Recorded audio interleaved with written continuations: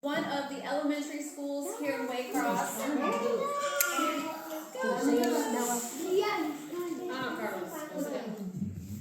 So they're like, hey guys, we have a bright blue gopher tortoise in front of our school. We're like, that's not normal. They're not supposed to get bright blue. So what happened was someone had actually taken him out of the wild, likely when he was a baby, and they had painted his shell blue. They kept him as a pet. So when we got him, we went and picked him up. We had University of Georgia help us clean his shell. Now we couldn't use chemicals that would defeat the purpose. So we had to actually use an electric sander, sandpaper, very light grit sandpaper, and scrub brushes and things. Over time, getting that paint off layer by layer. Now it was on there really thick.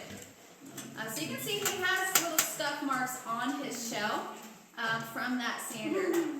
But that's better than that paint being on there because these guys can get really sick from paint.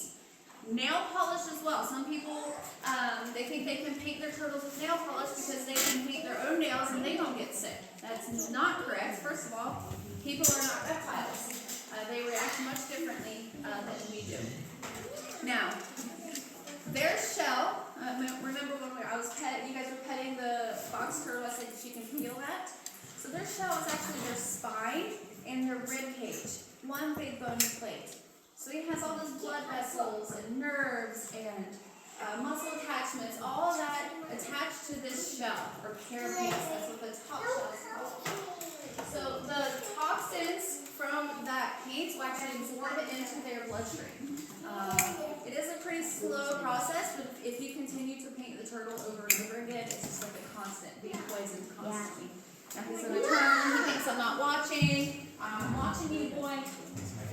Yeah, he's going under the chairs. Yeah, he's like, dang it. So another thing that happened to Blue here, he actually, his owners removed his claws. So he's supposed to have little front claws here. They're actually pretty decent sized claws. For gripping. Yes, for gripping, for digging. So they actually cut those down to that first level. A lot like declawing a cat. So his claws will never grow back. And they use their claws. I like to say these do look like flippers. He can't swim. These are actually shovels. So gopher tortoises are burrowing animals. They dig way down into the ground. So they have these shovels here to help them dig. And then they have I call their claws brakes. So they have gardening tools on the end of their legs. Very, very strong. So if he wasn't kept as a pet, he'll never be released into the wild, but if he wasn't, he would be able to dig his burrows. It would take him a very long time because he doesn't have those claws. He needs the claws to get through that real compact soil, get through the roots and plants and things like that. So he definitely needs those. He was also very skinny when we got him, very dehydrated, which says that the people that had him, did not take care of him at all properly. Or he was out roaming around for a long time. More than likely, though, they just didn't take care of him because these animals, they kind of know how to take care of themselves. Even if they've been a pet for a while, they're gonna be like, "Ooh, look, a plant. I'm gonna eat that. That looks good." So they can fend for themselves pretty much. So you can tell that he just was not fed correctly. They didn't have water for him.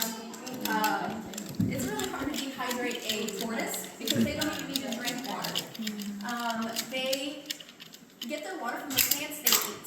So they're herbivores again, so they eat leaves and things like that. They eat prickly pear and cactus. So that cactus has that cacti water in it, and that helps keep them hydrated. So it definitely tells us that it was, they just were not feeding him correctly. They were probably only feeding him pellets if they were feeding him at all. But he got lucky. He was in front of that school. They may have just dropped him off there. We're not sure. But he's actually smaller than he's supposed to be. He is a full-grown gopher tortoise. But he is smaller. Like I said, he's much smaller. So males are going to be a lot bigger than properly and because of that paint. Now females are even larger. In all turtle species, females are bigger. So females can be up to like 35 pounds. They're really large, really dense animals, very heavy. But again, they can't swim right to the bottom.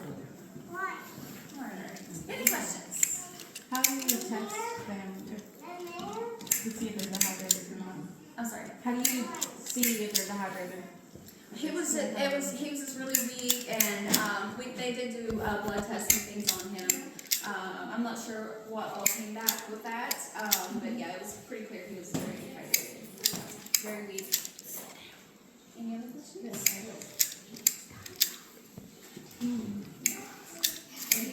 He's doing really well now. He will probably outlive everyone that works here. He's going to live 60 to 80 years usually.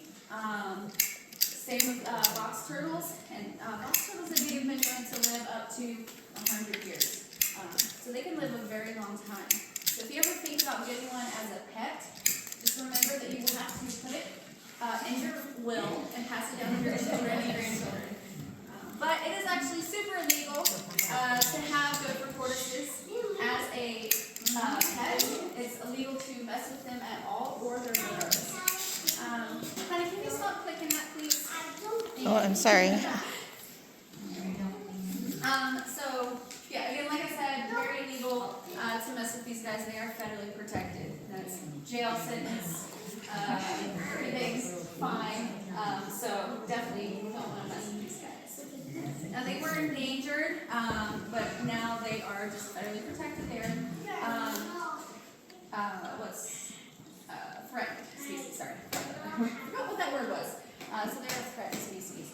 So definitely want to keep these guys safe because they're really cool animals. All they do is burrow and roam around and eat and look like grumpy old men. No other questions about this guy? All right, so we're not going to pet him. You all can pet him at the very end.